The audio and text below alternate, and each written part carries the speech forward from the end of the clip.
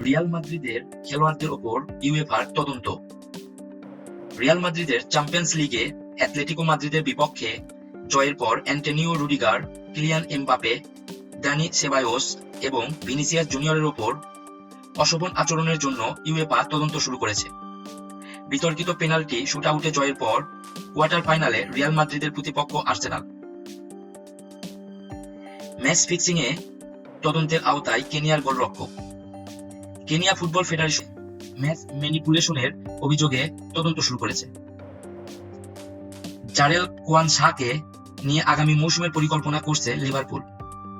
রক্ষণভাগের খেলোয়াড় জারেল কোয়ানসাহের ভবিষ্যৎ নিয়ে জল্পনা কল্পনা থাকা সত্ত্বেও লিভারপুল তাকে নিয়ে আগামী মৌসুমের পরিকল্পনা করছে।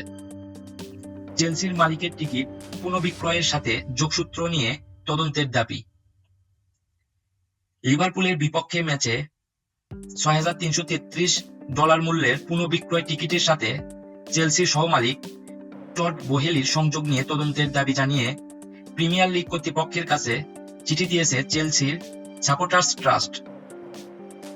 তারা টিকিট পুনঃবিক্রয় ওয়েবসাইট ভিভিড সিটসের সাথে বোহেলির সম্পৃক্ততা নিয়ে তদন্ত চেয়েছে। ক্লাব বিশ্বকাপের জন্য প্রিমিয়ার লিগে দুটি গ্রীষ্মকালীন ট্রান্সফার উইন্ডো। ম্যানচেস্টার সিটি এবং চেলসিকে ক্লাব বিশ্বকাপের আগে খেলোয়াড় সই করার সুযোগ দিতে এই গ্রীষ্মে দুটি ট্রান্সফার উইন্ডো থাকবে বলে ঘোষণা করেছে প্রিমিয়ার লিগ। উদ্বোধনী সংবাদ সম্মেলনে নতুন জুভেন্টাস অধিনায়কের নাম ঘোষণা করলেন টুডোর।